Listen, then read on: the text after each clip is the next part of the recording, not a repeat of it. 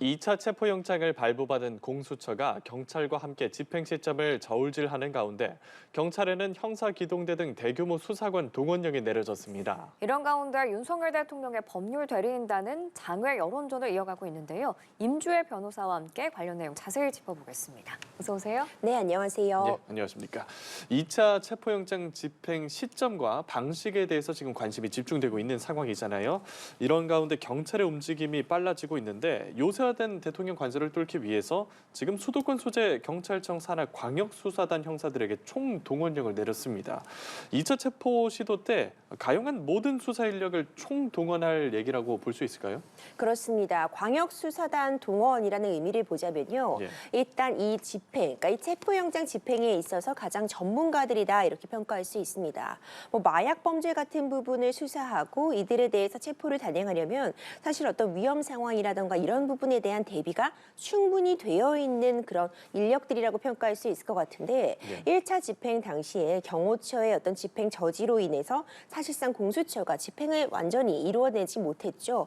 그 과정에서 경험 부족의 문제, 체포영장 집행을 많이 수행해보지 않은 그런 경험의 부재의 문제가 굉장히 그런 집행을 단행하지 못한 요인으로 꼽혔기 때문에 이번에는 이 분야의 정말 전문가라고 볼 수 있는 이 광역수사단 형사들을 총동원함으로써 일종의 인해 전술을 핌으로써 완벽하게 이 체포 집행을 마무리하겠다 이런 의지가 담긴 그런 동원령이라고 볼 수 있을 것 같습니다. 예, 체포영장 집행 전문 인력들인 셈이라고 해주셨습니다. 한때는 경찰 특공대 투입도 얘기가 됐는데 경찰이 선을 그었거든요. 물리적 충돌도 문제지만 법적인 문제가 있을 수 있다 했는데 구체적으로 법적으로 어떤 문제가 우려되는 걸까요? 일단 경찰 특공대라고 하면은 예. 이 특공대가 왜 있느냐라는 부분을 보자면 일반적으로 대테러 업무를 담당한다 이렇게 볼 수 있습니다. 네. 그러니까 국가의 어떤 위기 상황이라던가 시민들의 안전에 문제가 그 존립이 문제가 되고 있을 때 그때 이제 특공대가 투입이 되게 되는데 만약 이 체포영장 집행을 위해서 특공대가 투입이 되게 된다면 마치 이제 표현을 빌리자면 국내에 뭔가 내란에 문제가 있는 것처럼 국내 네. 안에서 어떤 분란이나 반역 이런 부분들이 문제가 돼서 마치 내전 상황인 것처럼 비춰질 수 있다. 이런 부분을 우려를 표한 것 같습니다. 특공대의 업무 범위를 보자면은 대테러 업무를 담당으로 하지만 시민이나 국민들의 안전에 직결적인 위험이 있다면 특공대가 투입되는 것 자체가 문제는 없겠죠. 하지만 지금까지는 어쨌든 이 체포영장 집행이 문제되고 있는 와중에 특공대의 투입까지는 너무 성급하다 이런 입장을 다시 한번 강조한 것 같고요. 만약 특공대와 같이 이제 무장이 가능한 그런 인력들이 투입이 된다면 경호처와 무력 충돌 가능성도 배제할 수 없기 때문에 이런 부분에 대해서는 선을 그었다고 볼 수 있습니다. 네, 이제 2차 영장 집행의 관건은 경호처의 저지선을 뚫는 겁니다. 그래서 공조본이 2차 집행 때 집행을 막는 경호처 직원들을 현행범으로 체포하겠다, 체포할 수 있다라고 밝혔는데 1차 집행 당시 영장 집행을 막은 26명의 신원 확인도 경호처에 요청을 한 상태거든요. 그런데 만약에 경호처가 거부를 한다면 그 이후에는 어떤 절차가 있나요? 지금 경호처에서 이 요청을 받은 26명의 신원을 거부할 가능성이 더 높아 예. 보입니다. 근데 지금 이런 상황을 보자면요. 일단 한쪽에서는 영장 집행을 하려고 하고 있고 경호처는 이를 저지하려고 있는 와중에 서로가 서로를 향해서 이것이 공무집행 방해다라고 이야기를 하고 있거든요. 지금 공수처 입장에서는 영장이 발부가 되었고 발부된 영장에 근거해서 체포를 단행하려고 하는데 경호처가 이를 막아서고 있기 때문에 이것은 다중이 위력을 사용해서 공무집행을 방해하고 있는 특수공무집행 방해다 이렇게 지금 이야기를 하고 있고 경호처 입장에서는 대통령을 경호하는 것이 본인들의 업무인데 이것을 방해하는 것이 또 상대방이 오히려 또 공무집행 방해에 해당할 수 있다 이렇게 맞서고 있는 상황이라 어찌 보자면 서로가 서로를 향해서 힘겨루기식 그런 모습을 보이고 있다 이렇게 평가할 수 있습니다. 이제 공수처에서는 앞으로 2차 집행을 단행해야 되기 때문에 경호처에게 또 이렇게 우리의 집행을 막는다면은 우리가 특수공무집행 방해로 현행범으로서 체포할 수 있다. 이 부분을 다시 한번 강조하면서 적어도 1차 집행을 방해했던 이제 인물들 가운데 26명 정도를 추려서 신원을 특정 출정해달라 이렇게 요구함으로써 실제로 체포에 나아간다거나 경우에 따라서 이 가담의 정도에 따라서 입건도 가능하다 이렇게 얘기를 하고 있거든요. 예. 이런 부분을 다시 한번 강조함으로써 2차 집행 시도를 할 때 이 경호처의 어떤 저항을 조금 더 막기 위한 그런 하나의 카드로서 사용된 것이 아닌가 싶습니다. 예. 무엇보다 이 집행 시기가 궁금하거든요. 언제쯤 이루어질 거라 보십니까? 그렇죠. 이 시기가 많은 이야기가 나오고 있습니다. 예. 특히 이번에 이제 2차 체포영장의 경우에는 그 유효 기간이 이 1차 체포영장에서는 7일이었던 것과는 달리 다소 길게 정해진 것으로 지금 예. 알려져 있습니다. 한 설 전까지는 그래도 이 체포영장의 유효 기간이다 이런 이야기가 나오고 있는데 예. 사실상 중요한 것은 이제 공수처에서는 정말 이번이 마지막이다라는 각오로 이 2차 체포 집행에 모든 사활을 걸겠다 밝히고 있거든요.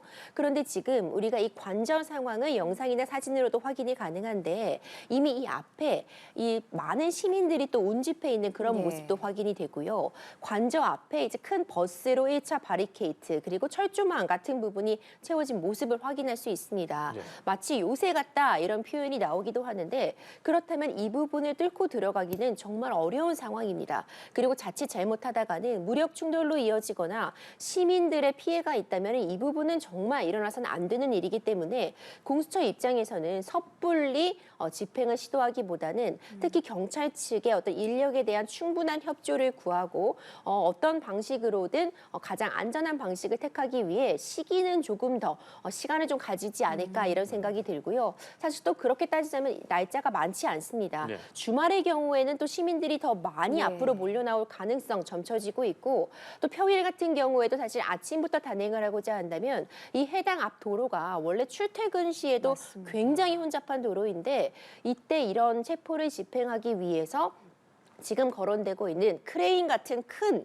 차종들이 들어온다거나 아니면 이 대규모의 인력을 태운 버스가 이 앞을 가로막는다고 한다면 정말 일대 대혼란이 일어나게 되거든요. 이런 부분을 감안할 때 뭐 가급적 출퇴근 시간이 더 혼잡한 월요일을 피한다거나 한다면 사실상 또 날짜가 많이 남지는 않아서 그러네요. 공수처의 고민이 좀 깊어갈 것 같습니다. 네, 공수처의 전략이 어떻게 달라질지 한번 지켜보도록 하고요.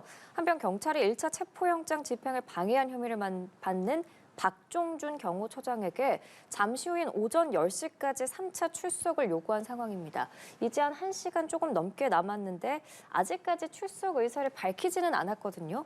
만약에 이번에도 안 나오면 체포영장이 발부가 되는 건가요? 사실 박정준 경호처장 같은 경우에는 1차, 2차 소환 당시에도 지금 경호 업무가 굉장히 과중하고 중요한 상황이기 때문에 자리를 비울 수 없다는 이유를 들어서 네. 소환에 응하지 않았습니다. 당초 이제 예상되기로는 오늘 있을 이 3차 소환에도 응하지 않을 것이다라는 예측이 많았는데 지금 변호인을 선임한 것으로 알려졌습니다. 맞습니다. 이 변호인을 선임했다는 것은 어쨌든 이에 대한 대응을 하겠다는 의미로 읽혀지고 그렇다면은 소환에 응할 가능성도 있지 않을까 이런 이야기도 나오고 있거든요. 다만 지금 이 상황을 보자면은 일단 소환에 응하지 않는다면 지금 체포영장 발부 가능성이 높아지게 되고 그렇다면은 이제 윤석열 대통령에 대한 체포를 단행하면서 함께 체포를 시도할 가능성 이런 여러 가지 상황들이 지금 점쳐지기 때문에 네. 그런 부분의 측면에 대비하기 위해서라도 일단 변호인은 선임한 것이다 이렇게 볼 수도 있을 것 같고 예. 실제로 소환에 만약 응하게 된다면 뭐 조사가 진행이 될 것이고 이에 따라서 다시 한번 일전에 경호처에서 공식적으로 브리핑을 통해서 경호처의 입장을 밝힌 것과 유사한 측면으로서 지금 경호실에서는 대통령을 경호할 수밖에 없는 그런 지위에 있다 이런 부분들을 수사기관에 한번 더 언급할 그런 가능성은 열려 있습니다. 예. 그리고 오동훈 공수처장이 국회 긴급 현안 질의에서 국회의원들이 체포영장 집행을 막아설 경우에 공무집행 방해로 체포할 수 있다고 했거든요. 그런데 국회의원 불체포 특권이 있잖아요. 이건 어떻게 되는 겁니까? 맞습니다. 지금 말씀 주신 것처럼 국회의원은 회기 중에는 불체포 특권을 갖고 있습니다. 예. 근데 지금 계속 임시회기가 열리고 있기 때문에 일단 그 부분은 차치하고서라도요. 국회의원일지라도 현행범으로 체포하는 것은 가능합니다. 아. 그렇기 때문에 만약 이 국회의원들이 이 체포를 지금 집행을 할 때 그 앞에서 뭔가 인간 바리케이트 같은 같은 부분을 막는다거나 예. 아니면 무력을 사용해서 이 체포 집행을 저지한다면 이론상으로만 본다면 이것이 특수 공무집행 방해 내지는 공무집행 방해가 되어서 공무집행 방해의 현행범으로 국회의원을 체포하는 것은 가능은 합니다.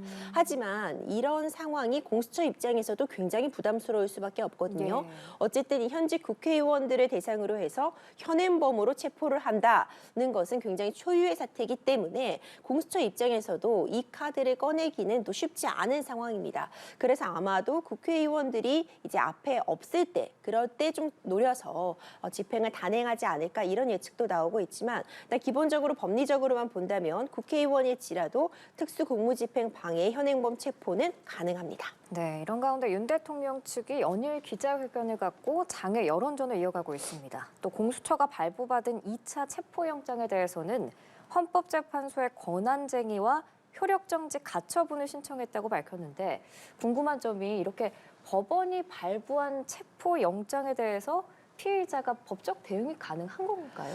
자, 일단 보자면 법적 대응은 가능합니다. 어떤 방식으로 가능하냐면요. 예. 지금 체포영장이 발부가 되었는데 이것이 문제가 있다고 생각이 된다면 체포 적부심을 신청해서 다툴 수 있겠죠. 예. 그리고 만약 1심 판단을 받았는데 이 부분에 문제가 있다고 여겨진다면 우리나라는 3심제를 취하고 있기 때문에 이에 따라서 항소하고 상고하고 하는 그런 불복 방식을 법 안에서 갖추고 있습니다. 그러면 체포 적부심은 체포 이후에 할 수 있는 거예요? 맞습니다. 체포가 된 이후에? 앵커님이 말씀해 주신 것처럼 체포 적부심은 체포가 일단 단행된 이후에 이것이 문제 있는 체포였다고 다툴 수 있는 것이기 때문에 그 이후에 진행할 수 있는 것이죠. 윤석열 대통령도 이 체포영장에 대해서 이의 신청을 법원에 했지만 이미 서부지법에서는 1차를 기각을 한 바 있습니다.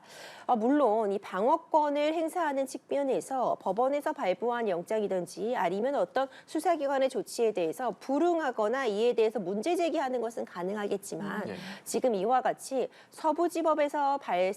서부지법에서 발행한 영장에 대해서는 응할 수 없고 중앙지법에다가 청구를 해야지만 응하겠다 네. 하는 식의 대응은 사실 가능하지 않은 대응이다 이렇게 볼 수 있고 방어권을 보장받는 측면이라면 지금 법에 정해진 절차와 방식에 따라서 그 안에서 다투는 것이 적절하지 않을까 이런 생각은 듭니다. 예.